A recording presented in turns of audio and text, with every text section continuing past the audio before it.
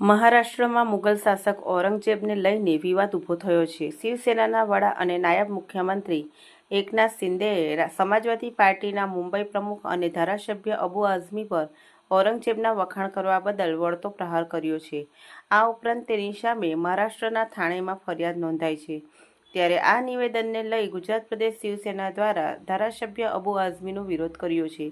ગુજરાત પ્રદેશ શિવસેનાના પ્રમુખ એસ.આર. પાટીલે અબુ આઝમીના નિવેદનને સખત શબ્દોમાં વખોડી કાઢી જેલ ભેગા કરવાની માંગ કરી હતી અને અબુ આઝમી વિરુદ્ધ ફરિયાદ નોંધાવવાની તજવીજ હાથ ધરી છે. जय भवानी, छत्रपति शिवाजी महाराज की जय हो।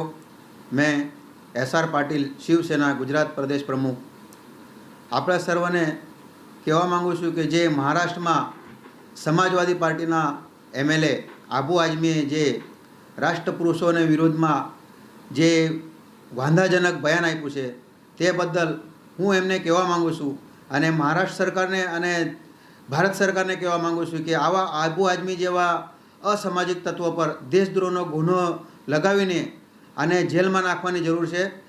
એમના ઉપર સખ્ત કડકમાં કડક કાર્યવાહી કરવામાં આવવી જોઈએ. એના ઉપર અમે ગુજરાત શિવસેના પણ પોલીસ ફરિયાદ કરશું અને ગુજરાત શિવસેના એનું કડક શબ્દોમાં અને કડક વલણમાં વિરોધ કરે છે. આવા આબુ આઝમી જેવાને હું ફરી કહું છું, એમને જેલમાં નાખવાની જરૂર છે, એમના પર કડક કાર્યવાહી કરવાની. હું તો એમ કે એમને દેશની બહાર કાઢવાની જરૂર છે. જે એ લોકોને જ્યાં સારું લાગતું હોય, ઔરંગઝેબના એ વંશજ હશે તો એને ઔરંગઝેબની જગ્યા પર અફઘાનિસ્તાનમાં જવું છે. જે ઔરંગઝેબે ભારતના હિન્દુઓ પર અત્યાચાર એટલો અસંખ્ય અત્યાચાર કર્યું છે, મંદિરો તોડ્યા છે, આજે બી એ ઘટનાઓ બહાર નીકળી રહી છે.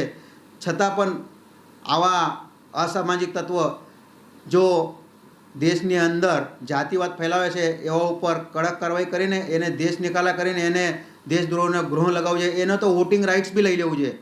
જય હિન્દ, જય ભારત, જય શિવસેના, જય શ્રી રામ.